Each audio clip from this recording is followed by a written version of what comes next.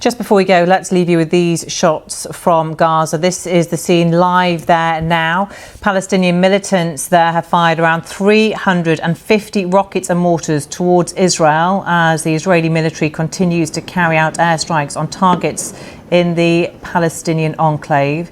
In the past few moments, we've heard that Egypt has begun contact with Palestinian and Israelis to try and secure some kind of truce there. That's according to Islamic Jihad spokesperson being quoted on the Reuters news agency. Well, explosions have been heard in the sky above Israel as most of the rockets have been intercepted by Israel's Iron Dome air defense system. The Israeli airstrikes have killed at least 19 Palestinians over the past 2 days, including women and children, as well as 3 leading members of Islamic Jihad. The Israeli Prime Minister Benjamin Netanyahu said Israel is ready for the possibility of an expanded campaign. Stay with us here on BBC News.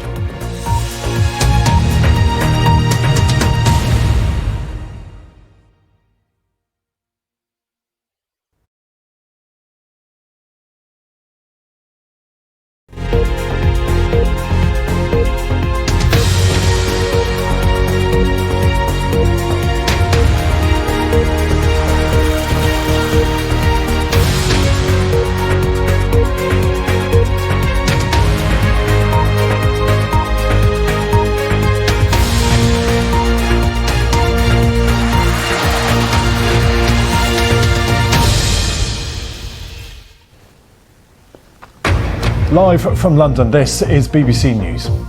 At least 8 people are killed during violence in Pakistan, sparked by a corruption case against the former Prime Minister Imran Khan. In the UK, the publisher of the Mirror newspaper has apologised to Prince Harry for unlawful information gathering at the start of a trial over alleged phone hacking. And we have a special report from the front line in Ukraine. Our correspondent Jonathan Beale witnesses firsthand the battle for the city of Bakhmut.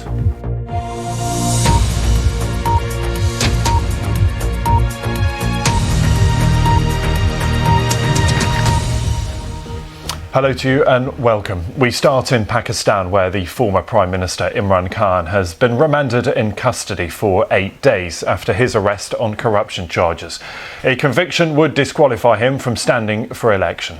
Well, his detention has sparked pitched battles between his police and supporters, and at least 8 people have died in clashes in different cities across Pakistan.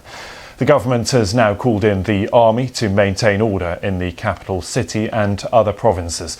Our Pakistan correspondent Caroline Davis has this report from Islamabad. Corinne, it's good to get your thoughts. Thank you for being with us. Corinne Ramey there, a reporter at the Wall Street Journal. Now, around the world and across the UK, this is BBC News.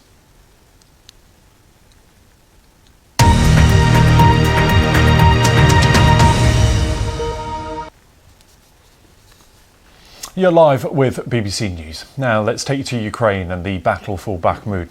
9 months after launching its assault, Russia has still not managed to capture the city. It's been the longest and bloodiest battle of the war so far, but Ukrainian forces are holding out on the western edge of the city. Both sides have suffered heavy casualties. Reporting from the area is dangerous. Well, a video journalist working for the French news agency AFP was killed this week in rocket fire in a town just to the west of the city.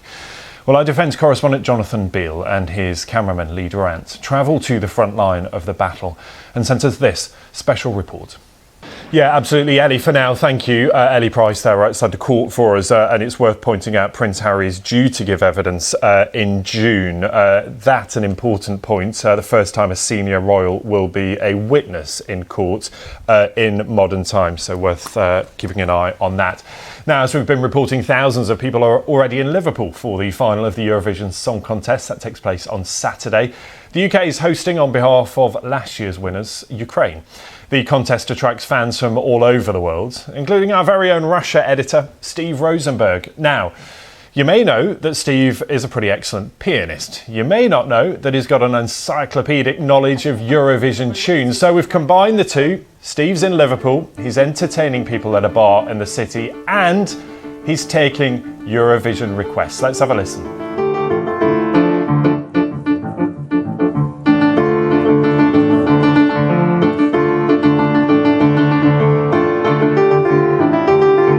something like that, wasn't it? It was like, I don't know. I have to say, I can't play every Eurovision song. In the 67 years of Eurovision, there have been 1,680, I think, Eurovision songs. I can't play them all. If I could, that would be very worrying from a medical point of view, I think. But I play, about 300. 360, I heard, Steve. So, well, 360. thank you. Let me go back to the requests coming in. Loads of requests coming in. We've got Jolie on TikTok wanting to hear Arcade by Duncan Lawrence. Oh, lovely. Lovely song. That was a winner for the Netherlands in 2019, I think. Yeah.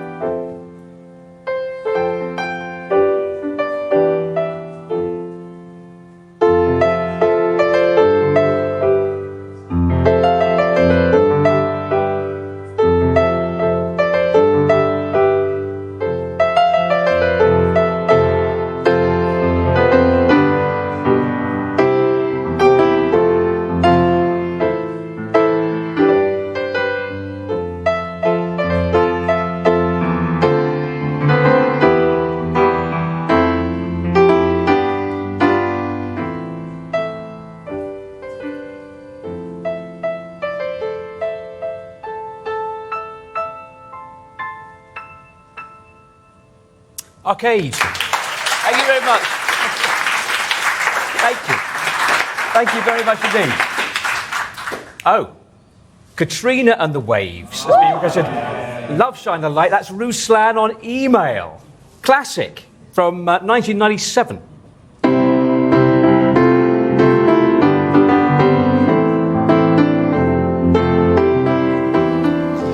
If you want to watch more of Steve and those amazing skills, you can do so on the BBC website. Headlines coming up for you next.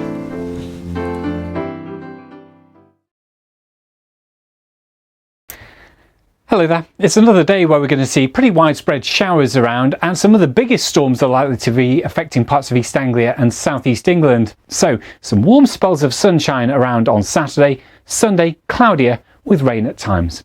Bye for now.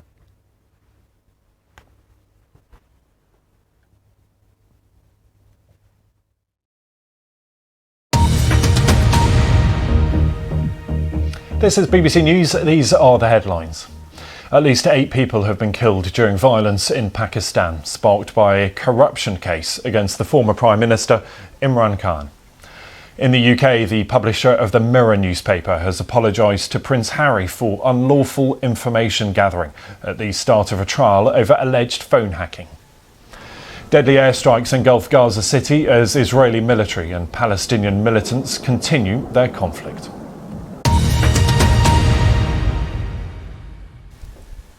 So let's get a full roundup of all the sports news from the BBC Sports Centre. Will Perry is there for us. Hi, Will.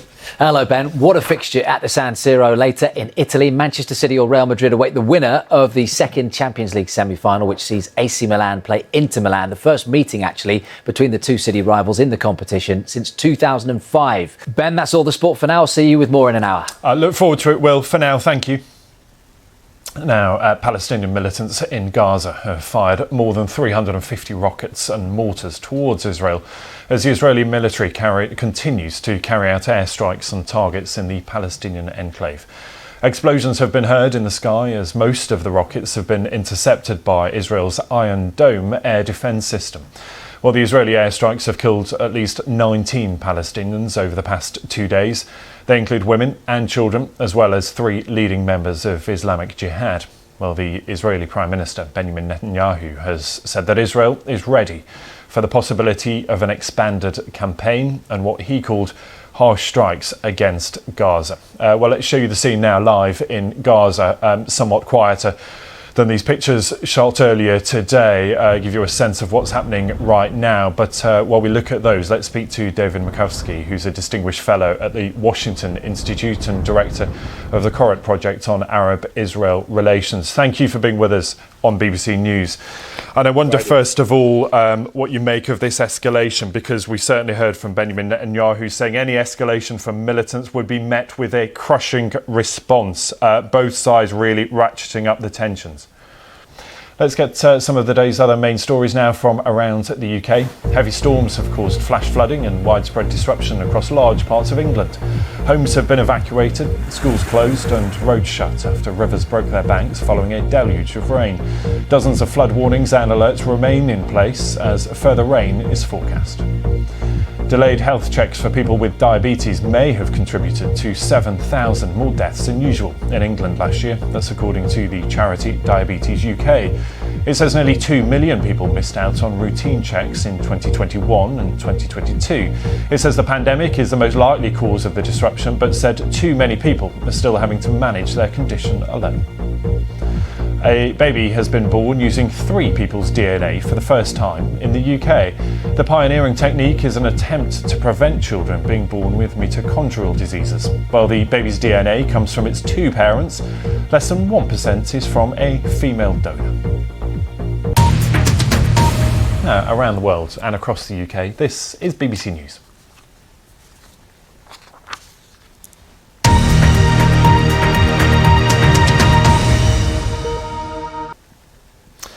You're live with BBC News. Now, police forces in the Netherlands, Germany and Belgium, together with Interpol, have launched a campaign to try to solve the cases of some of Europe's unidentified murdered women. It will be the first time that Interpol has published a blacklist. Well, it's normally only circulated among police.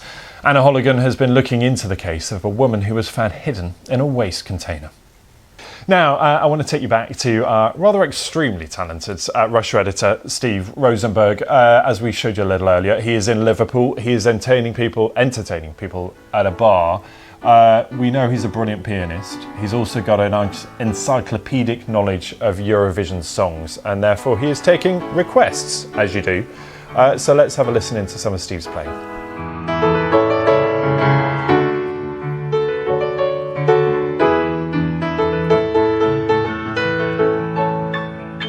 Euphoria for you.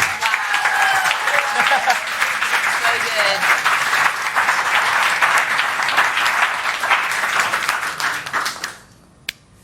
Okay, so what have we got? Sonia, Better the Devil You Know. Christine from Liverpool. Oh, Christine, thank you for requesting that. Sonia, let's see. It was something like...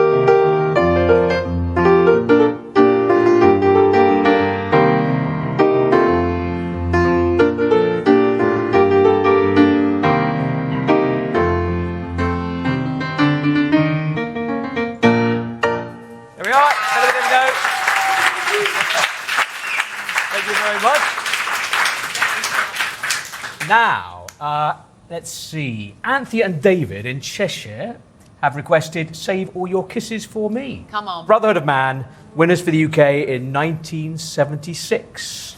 Something like this.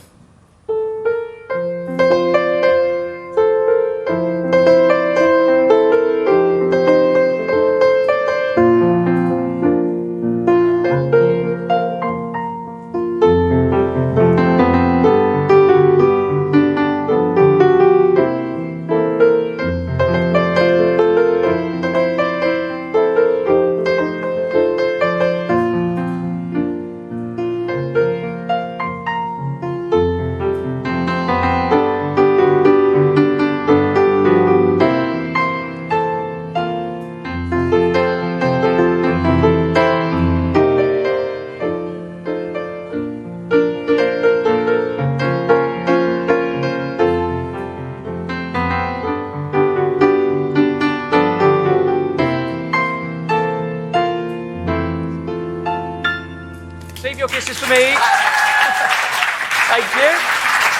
Thank you very much. Thank you.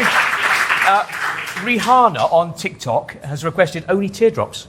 Only Teardrops by Emily de Forest. That was a win for Denmark, I think, in 2013. Let's see.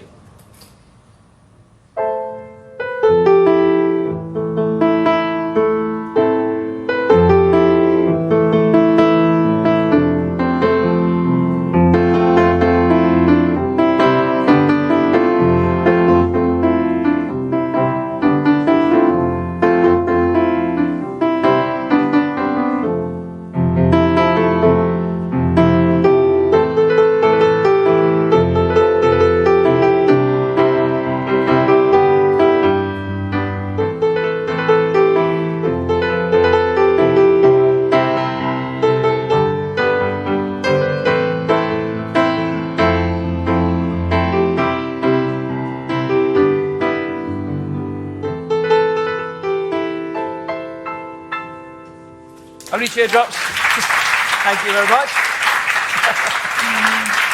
Thank you very much. David on Facebook asks for Rise Like a Phoenix by Conchita. Goodness me. Yes, win for Austria. Something like this.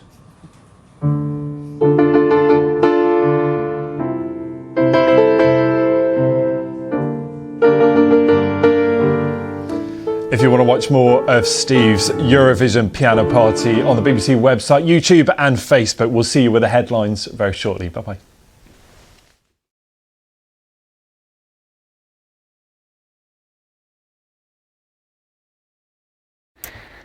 Hello there. It's another day where we're going to see pretty widespread showers around, and some of the biggest storms are likely to be affecting parts of East Anglia and South East England. Sunday, cloudier with rain at times. Bye for now.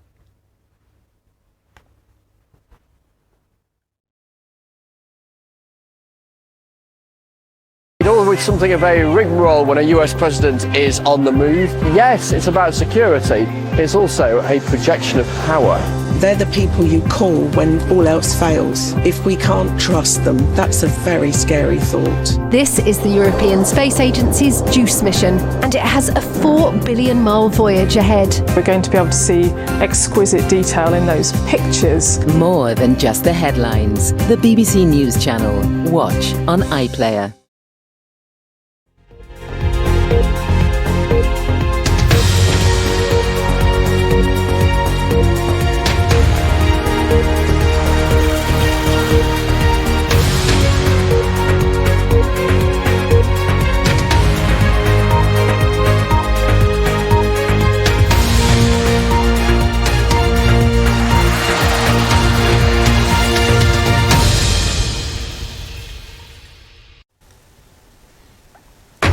Live from London, this is BBC News. At least 8 people are killed during violence in Pakistan, sparked by a corruption case against the former Prime Minister Imran Khan. In the UK, the publisher of the Mirror newspaper has apologised to Prince Harry for unlawful information gathering at the start of a trial over alleged phone hacking. Palestinian militants fire hundreds of rockets and mortars into Israel following a wave of Israeli airstrikes in Gaza.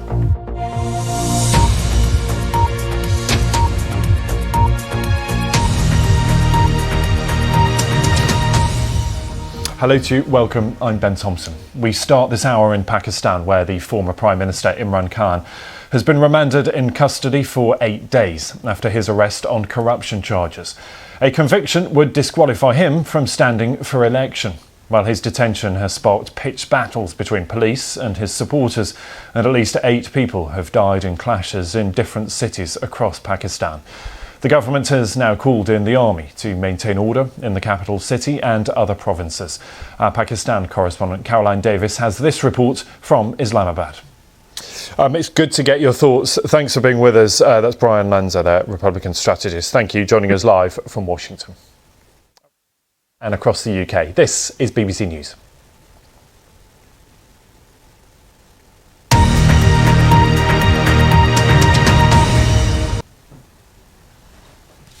You're watching BBC News. Now let's update you on the latest in Gaza, where there has been more violence between Israeli forces and Palestinians. Militants in Gaza have fired more than 350 rockets and mortars towards Israel. Here they are in the sky over the city. Explosions have been heard in the sky as most of the rockets were intercepted by Israel's Iron Dome air defence system. There are no reports of any serious injuries in Israel. While the rockets triggered sirens in Tel Aviv, 80 kilometres from Gaza, and 2 rockets appeared to be intercepted over Jaffa. Well, the Israeli airstrikes on Gaza have killed at least 19 Palestinians over the past 2 days. They include women and children, as well as 3 leading members of Islamic Jihad. The Israeli Prime Minister Benjamin Netanyahu has said that Israel is ready for the possibility of an expanded campaign and what he called harsh strikes against Gaza. Well, let's head live to Gaza. We can speak to our correspondent there, Rushdie Abu Alouf. And Rushdie, thanks for being with us. We have heard those fatality numbers. We've seen the number of rockets going both sides. Talk to me about what is happening right now on the ground, given that Hamas has said so far it will not take part in this escalation. Much more on all those stories on the BBC website and, of course, on the BBC News app. I'll have the headlines for you in just a few minutes. Stay with us on BBC News. Bye-bye.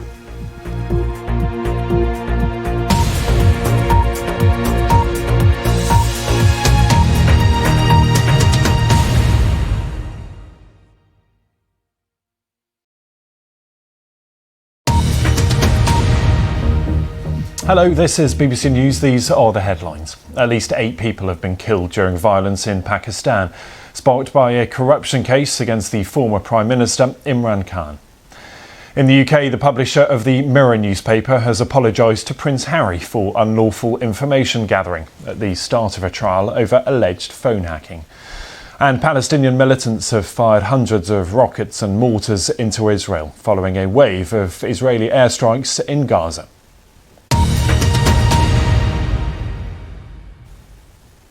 Sport time now. Let's get a full roundup from the BBC Sports Centre and Will Perry. Hiya, Will. Hello, Ben. So, look, after 51 goals this season, we've become quite used to Manchester City's Erling Haaland making the headlines, haven't we? But today, it's his dad who's been stealing the limelight. Not necessarily. Ben, that's all the sport for now. Much more from us later. We'll see you a bit later, Will. Thank you. Now let's return to one of our top stories, the fighting for Bakhmut in Ukraine, which has become one of the bloodiest battles since Russia invaded. The first shots were fired there 9 months ago, and while Russian forces have been slowly advancing, it's been at a heavy cost with tens of thousands of casualties. Well, reporting from the area is incredible. Correspondent Jonathan Beale. A rare pause. That special report there from Jonathan Beale and the team, and much more on the BBC website. But around the world and across the UK, this is BBC News.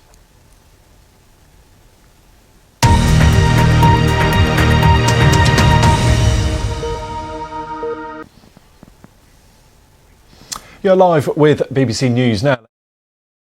Latest business news, and we start this hour in the United States, where a short while ago we had the inflation figures for the month of April. They show that consumer prices rose at a slower than expected pace of 4.9%.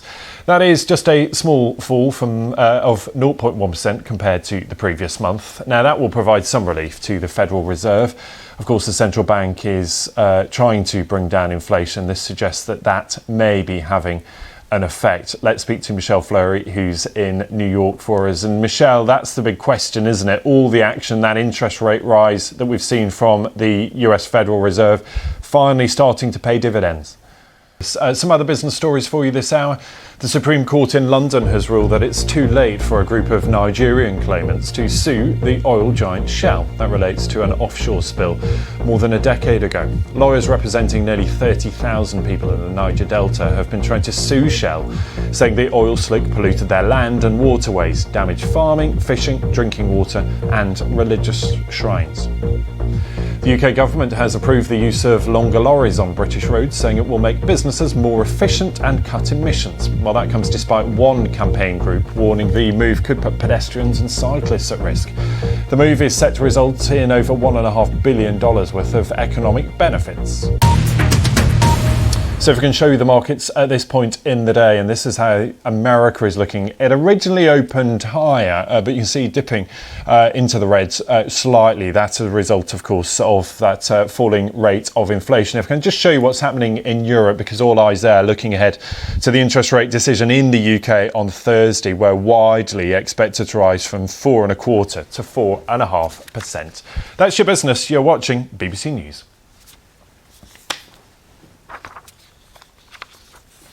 That is the business, and let's have a look at some other business stories in the UK, and we'll look at a major incident that's been declared in Somerset. That comes after flash flooding, after heavy rain. That's caused houses to be evacuated in North Cadbury, Queen Camel and surrounding villages, with some areas also hit by mudslides. Well, the Environment Agency has warned that more flooding is possible. Well, our West of England correspondent Dan Johnson has been speaking to some of those affected. Man of many talents, Steve Rosenberg there, our Russia editor. Just a line of breaking news to bring you at this hour. We've heard from the government saying it no longer intends to replace all European laws by the end of 2023. This is the retained EU law bill, and it says that that would have meant scrapping all of EU law and then having to replace it individually. Now, the Business Minister, Kemi Badenoch, saying that just 600 laws will be revoked by the end of the year to allow them to focus on delivering that quicker. They say this will deliver reform of the retained EU law bill at a faster timetable rather than replacing all of those laws. That move likely, though, of course, to anger those who wanted to see Britain move more quickly away from EU legislation. So many of those Brexiteers who wanted a break from the EU may not like that announcement we've had from the government within the last few minutes. More detail on that for you coming up in just a few minutes. But let's get the weather now with Chris Fawkes. Hello there. Well, it's been a day of sunny spells and some heavy showers. Certainly the skies look very dark and threatening that more of us will see outbreaks of rain developing, and it'll turn a bit cooler.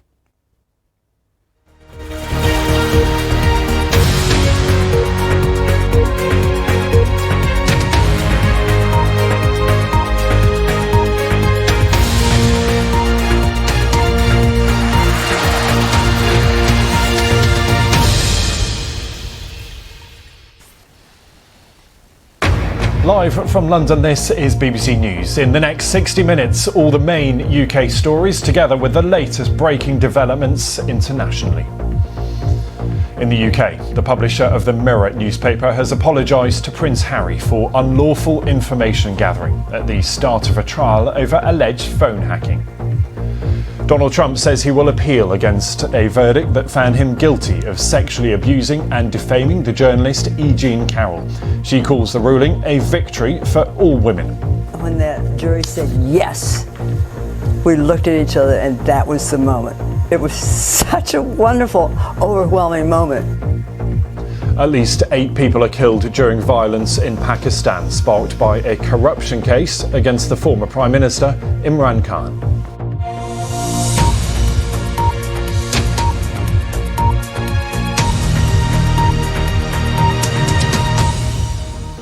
Hello to you and welcome. In the UK, the publisher of the Mirror newspaper has apologised to Prince Harry for unlawful information gathering at the start of a trial over alleged phone hacking.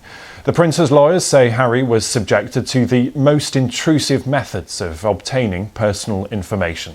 They argue that executives at the Mirror knew about widespread phone hacking but failed to act. The company denies allegations of voicemail interception in the cases that are being examined. Tom Simons reports. Ozar Yunus, really good to talk to you. Thank you for being with us. Thank you. Around the world and across the UK, this is BBC News.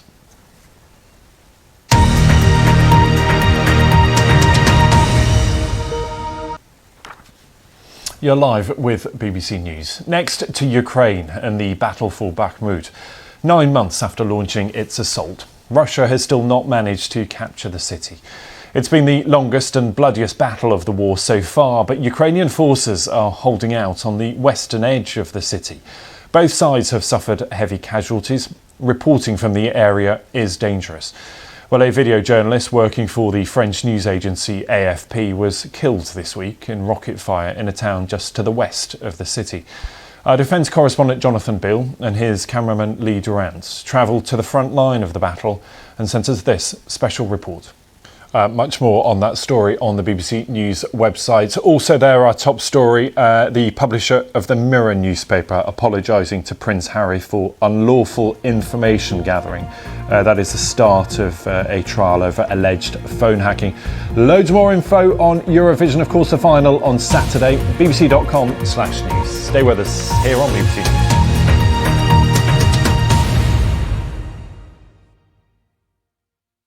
I want to talk to you about the politics of this. Did she not think she was going to get that question? It's important to remember that this is a negotiation. It's a good photo of. I have an opportunity to create chaos. There is always an email. We are so insignificant in this cosmos. Do you want some facts on baguettes? I'm just feeding you the stories. Maybe this is the context. The Context, tonight from 8 p.m. on BBC News and iPlayer.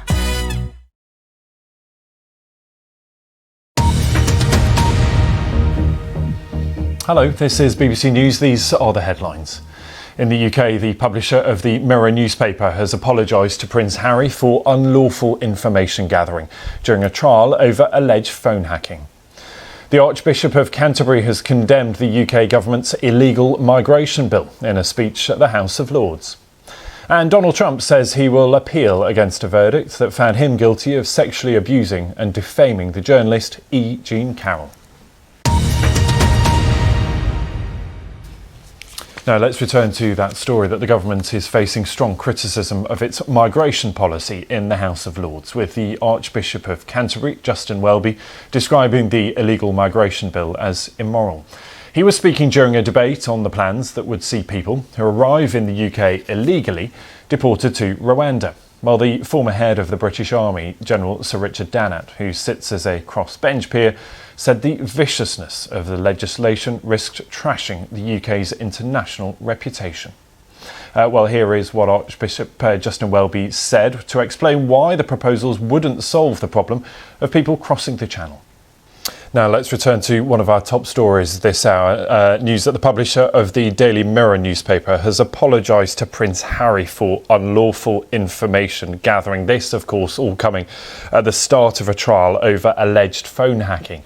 Now, Piers Morgan was the editor of the Daily Mirror from 1995 to 2004.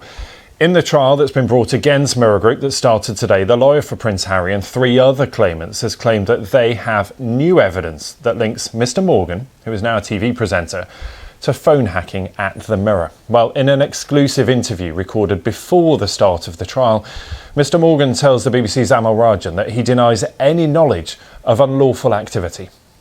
Now let's head to Liverpool, because the Eurovision 2023 Song Contest continues. Last night, of course, the first of 2 semi-finals. Mariam Mishiri is there. She was also watching. Mariam, over to you. Yes, look at the view behind me, Ben. Isn't it absolutely beautiful? This is the Museum of Liverpool, which is where we are based. Behind me is the fan zone. Plenty of people watching a performance right now by Italy's entry, Marco Giannoni. But Tuesday's semi-final at the Liverpool Arena, as you said, saw 15 acts competing for a place in Saturday's grand final. Now, the city is hosting the competition on Ukraine's behalf due to the Russian invasion of their country. 10 more acts are going to be progressing to the main competition after Thursday's second semi-final. Now, among some of the most successful acts last night were the Croatian Eurovision entrant Let 3. The band first formed in 1986 and have released 10 studio albums. This was their performance. More on all those stories on the BBC website, including the top story there. We've been telling you about the press intrusion and phone hacking. The Duke of Sussex blaming alleged illegal intrusion into his private life for the breakup of his relationship with Chelsea Davies. Some of the details emerging from that trial. Headlines at the top of the hour. See you soon. Bye-bye.